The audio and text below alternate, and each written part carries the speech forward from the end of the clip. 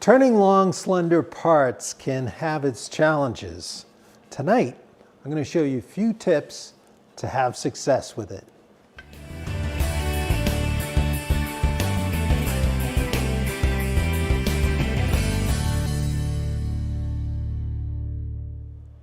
I'm excited to share this because we'll be doing some turning. I was actually a little rusty on this, and I'm still a little rusty, but getting the feel back. And particularly, I was thinking a lot about dealing with the vibration and challenges of long, slender parts. I want to show you what happens once you get to round. This kind of principle holds true for a lot of parts. I'm going to start experiencing some vibration, especially in the middle area. So there's some strategies to minimize that vibration no matter what it is, okay? So what I've done is I started out with a square piece of stock and I've just ripped off the corners to make it octagonal. It just speeds the turning, especially with a long turning like this. That helps a lot to not be in the middle, taking off the corners where you're going to get more vibration.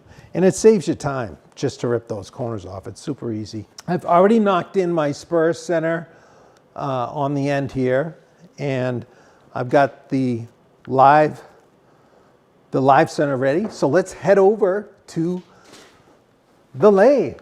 This is called a conover lathe. The thing about it is you get the headstock, tailstock, and then you build the bed.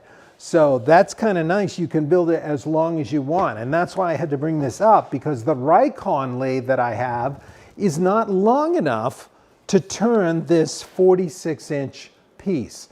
So I know some of you have asked questions already about what kind of lathe would you get for your first one.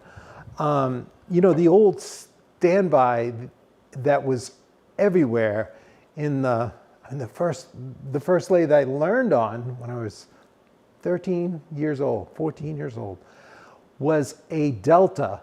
Everyone had these Delta lathes, and I believe the bed was 42 inches long. So you could turn a piece of about 40 inches long.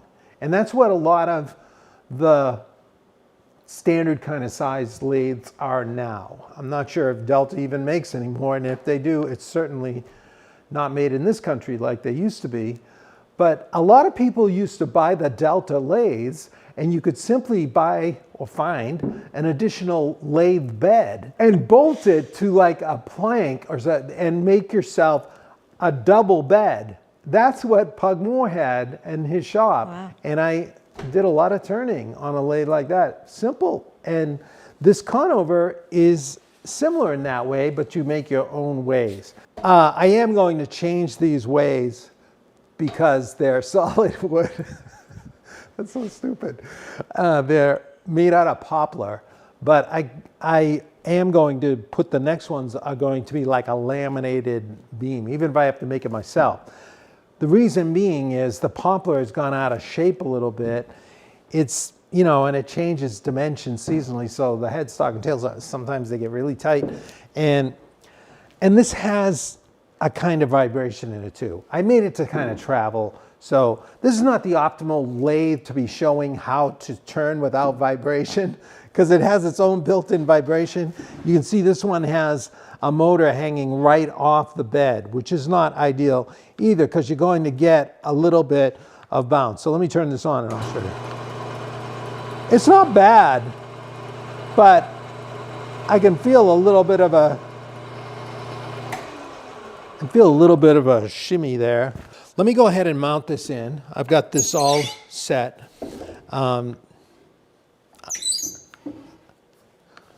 I would try, you know, if you want to just try turning, you can get a small lathe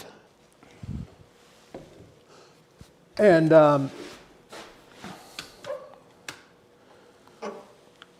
or you can get a larger, you know, 40-inch bed. Now, this is the kind of thing I would look on the used market too, because, you know, there's a lot of stuff out there, and, you know, people just have stuff they want to get rid of, you know. What we're going to do is get this going. Now, I centered the spur and the live center as close as I could, but let's turn it on and see what kind of vibration we have to start with. We're at 1100 RPMs right here. Okay. Can you see that? It's wobbling a little. So it must be slightly off center or out of straight. So what I want to do first is just skim it down and get it round and try to take that imbalance off. Just lightly get to round the whole way, and that will get me a spindle, which should steady out a little bit before I start trying to turn to actual dimension. Now, one of the things I wish I had on this lathe that I have on my long bed lathe downstairs, I have one of these big like metal bed lathes downstairs that will turn like 8 feet between centers. And I have, these are my tool rests, my auxiliary tool rests down there, because I have two tool rest supports. So here I only have this one, and I only have this length bed. So I'm going to modify this bed so I can buy some extra tool rest supports and go ahead and do this, because I really don't like the conover. It's kind of, you got to turn it down here, and it always gets dust in there and it doesn't stay locked like I wish it would. So I'm going to just get here, and one of the tips to start with is get your tool sharp. That seems obvious, right? But sharp tools, you require less pressure. A lot of what makes these cuts work is applying light cuts, especially when you're in the middle area. The middle area is the hardest area to turn. That's where you get your maximum vibration. Out on the ends, you'll find that it's a little calmer. So let me get my safety glasses on, and let's just go ahead and rough this out. I'm going to just use my roughing gouge and get it roughly round all the way down. For the leg, I go to like 1.5 inches at the lower section, and then it tapers down like 7/16, 1 3/8, 1 7/16, and then down to 1 5/16 up here.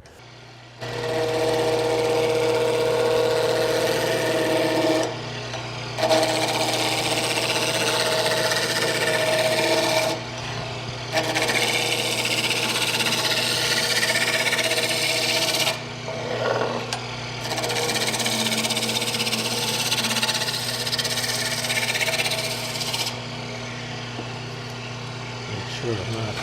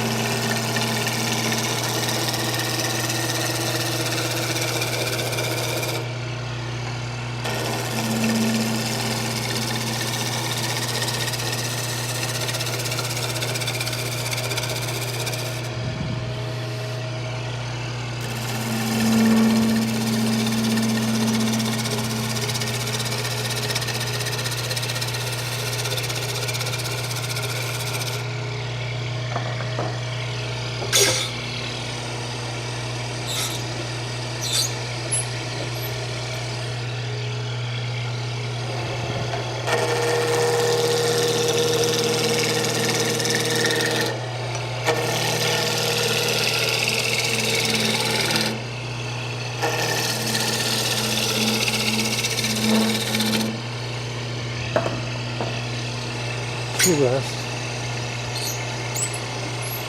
You ever wear a face shield, Tom?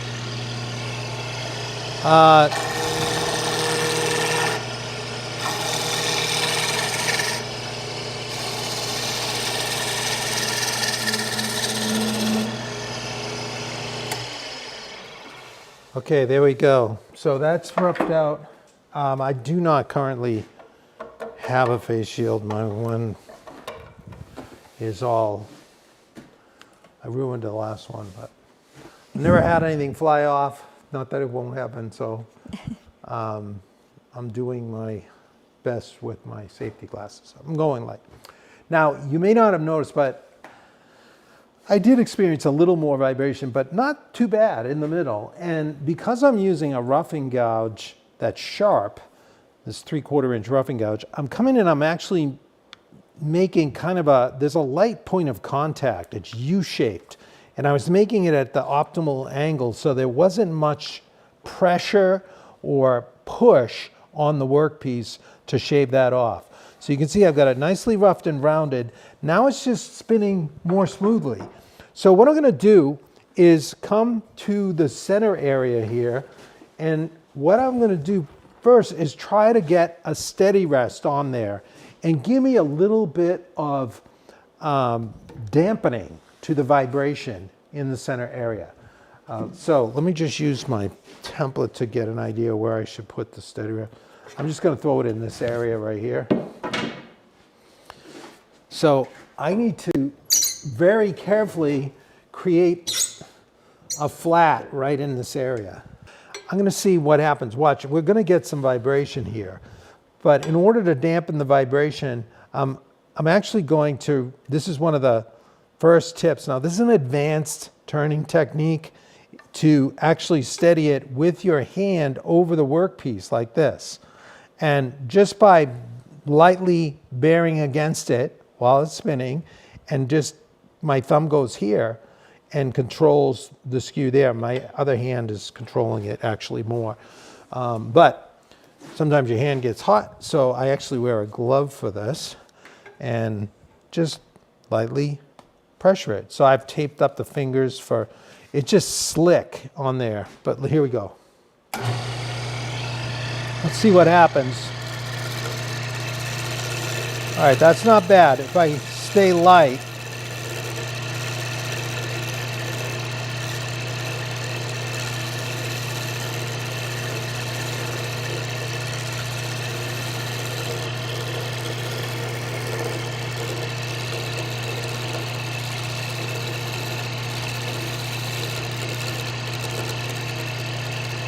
okay.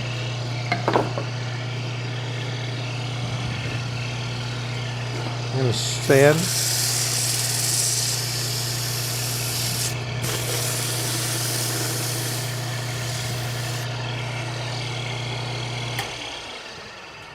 Okay, so I've got a nice little smooth spot there. I was able to very lightly touch it, and this is a nice round spot that we're going to put our steady rest. Now, steady rests come in all kinds of shapes and sizes.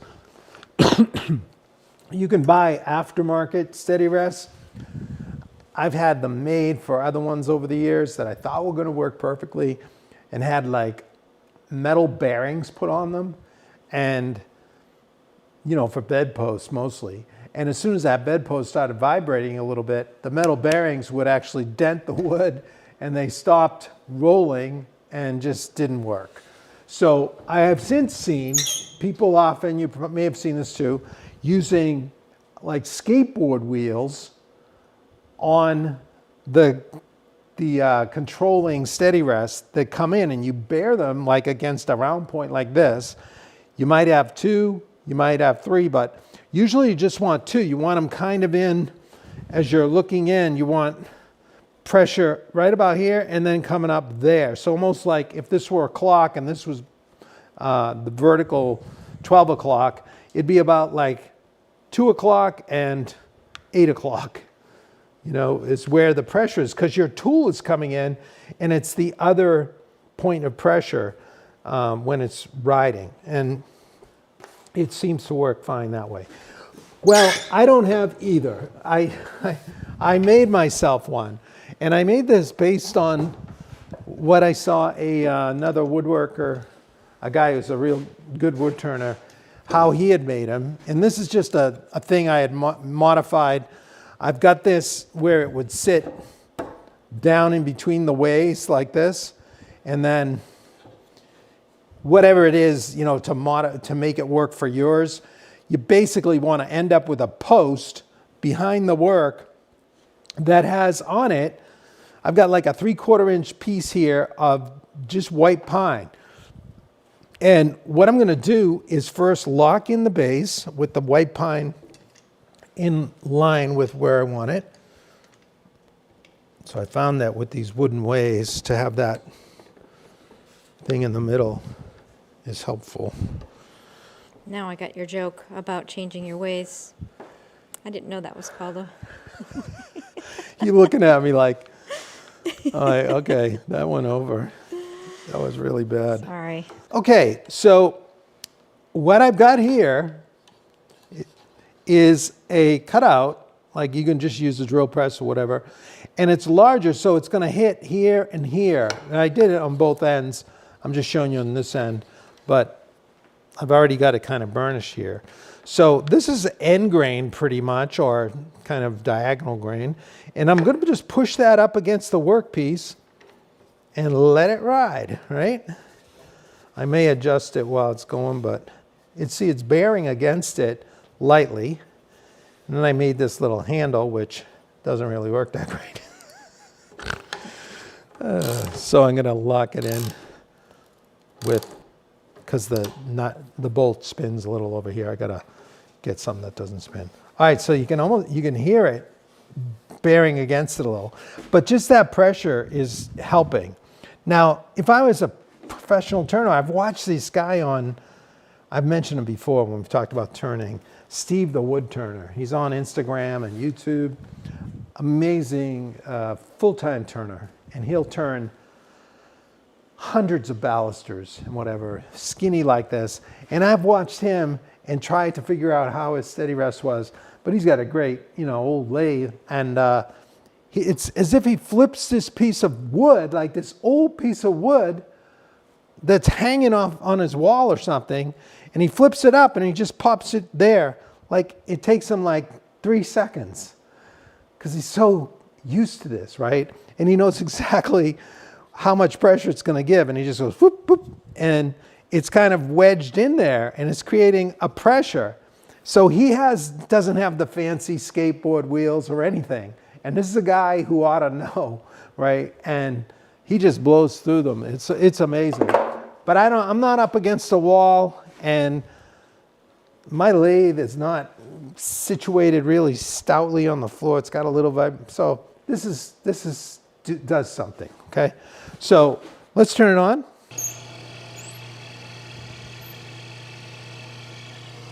I'm just going to make some depth stops.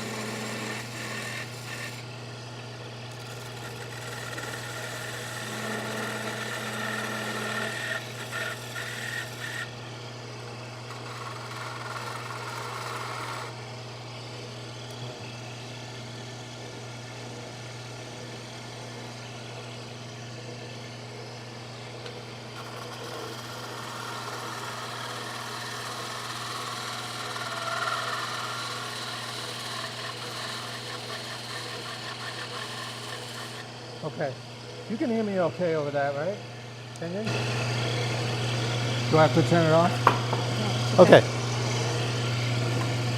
So now I'm going to use the 1-inch skew and shear. Let me turn it. Okay. It's a little less chaotic. Now, once I get the hang of it, I'll be able to kind of eyeball it, and I can do some and check it with the parting, the calipers. But this is a nice method for turning a cylinder in control.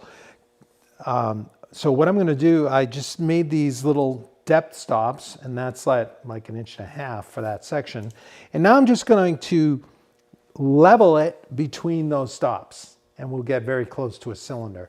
And then when I get up to this end of the post, I'll have to start turning it down.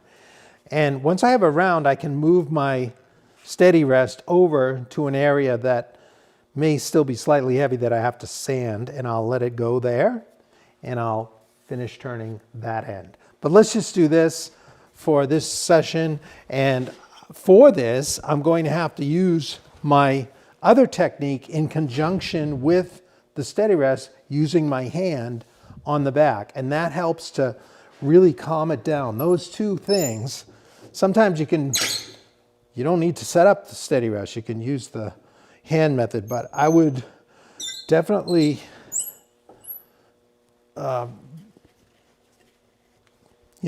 take caution in doing that. You gotta go slow and easy to start with.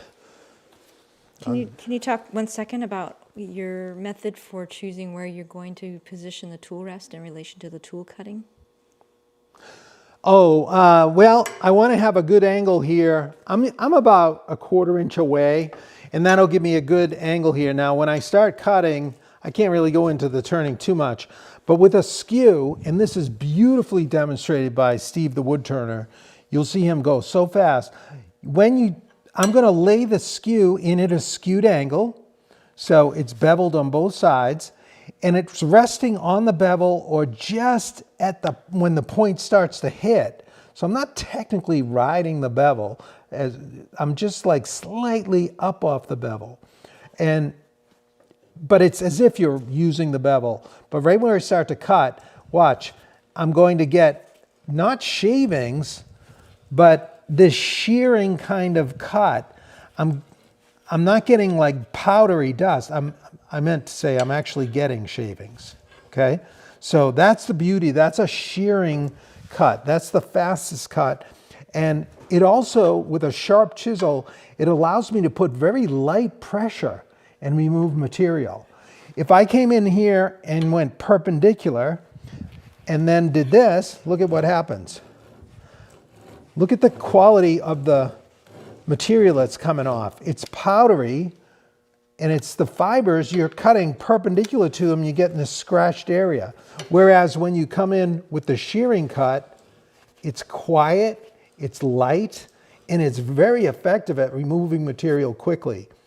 And it leaves a nice surface. So you're gonna have to really use the shearing cut. You can always finish it with a leveling flat cut and go very lightly, and then the whole thing's gonna get sanded. So that is pretty forgiving at the end. So let's just go ahead and show you a little of this, and that'll probably have to be all we can do.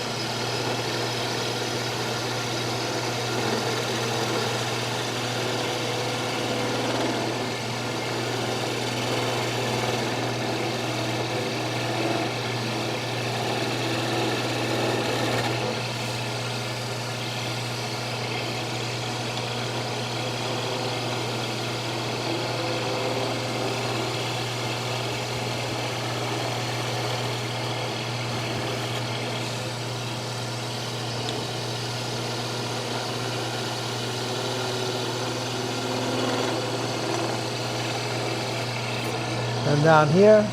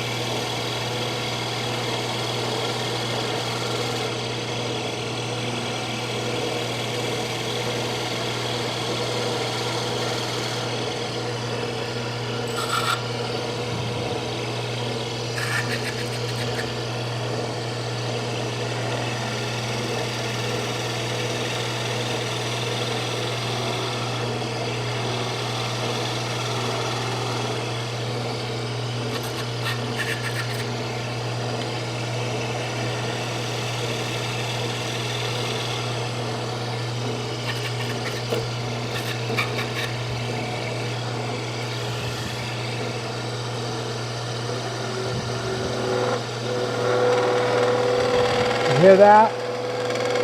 Now watch if I use my glove.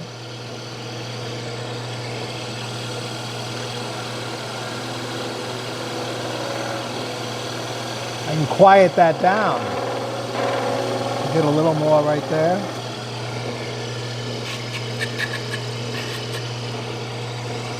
So I could come in when I'm getting close. If you want, you can come perpendicular like this. And very lightly,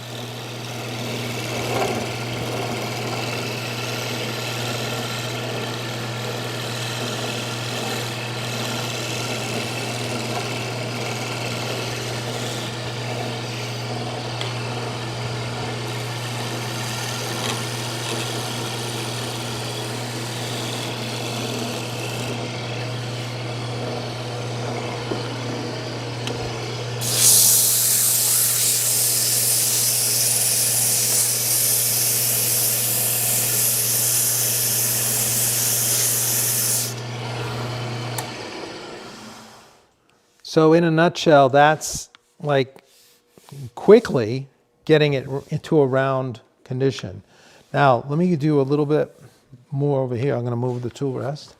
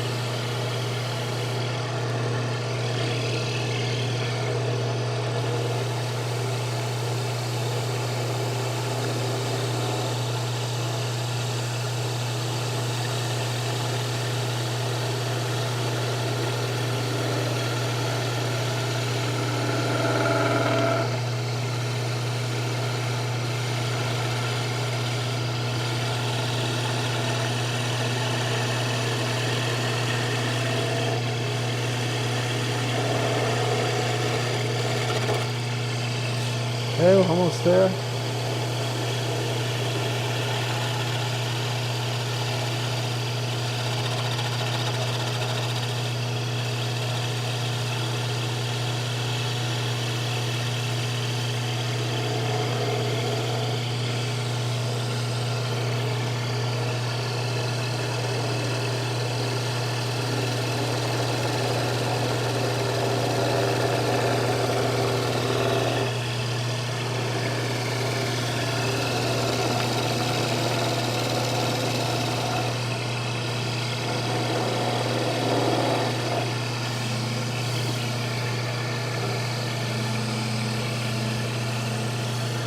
Oh, I'm pretty close.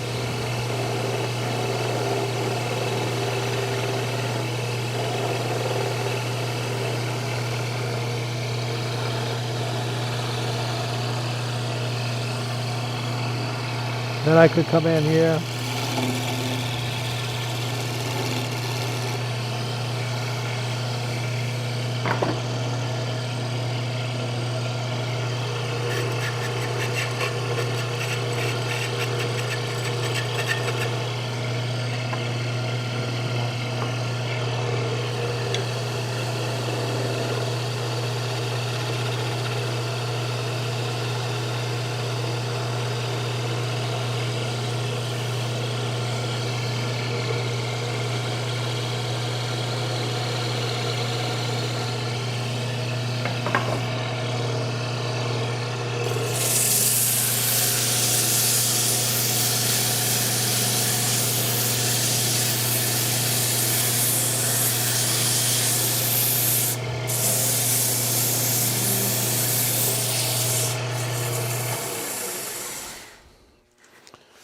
So we're pretty close there, but I would tune it up, maybe do a little light scraping to even it out, but it feels pretty true.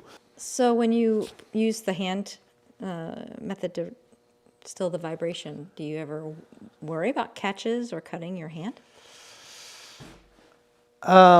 It's an acquired feel. I would do that at your own risk. I'm sorry. But no, I never have. I've never cut it. It's actually like the first time, you know, it's almost like, do I dare touch it while it's spinning? And it's actually, I find it very relaxing. You're on there, but you feel like a stabilizing. It's like you're gently, I'm not putting a lot of force. It's just like bearing against it. And when doing that, it actually gives you the reason why this helps. Because it's actually doing it too, but it's doing it over here. So these production lathes, what they often have is like a bearing encasing, and this carriage is moving down the lathe, and the cutter is right behind the bearing. So all the stability is right there, and the cutter is moving down and just makes a flawless case of it. You know, even if it wants to wobble, it won't, because the controlling bearing, or the steady rest technically, is sliding down the whole piece with it. Where in this case, you can move these around, but I usually just keep them in the middle and they help out to dampen it right there. And if you start to get it wobbling and doing what it did at the beginning, you might have to skin it and refresh the spot. Let's walk back over to the bench. I don't know if I'm understanding Scott's question, but he said, Tom, have you ever used a plane so that you get the stability without having your hand on the work? No, that's a good question. I might try that. I've never used a plane. I don't know if that works. Does anyone know if that works? I've never tried that. You'd have to have it at just the right angle. It seems like it would work. But I know there are these rounding planes that I've seen that have worked. But yeah, to answer your question, Claude, this is one of the jigs I use. V-block or cradles? Yeah, a little cradle, V-block. You just simply make them, and this holds the workpiece, and I can come down and cut them all while it's all oriented in the same direction. Then I can rotate it and cut the other holes. All right, well, thanks so much for being part of this. Subscribe if you haven't already, and all that. So thanks again for being part of this. On behalf of the camera lady and myself, we look forward to seeing you next time, right back here on Sharp Night Live.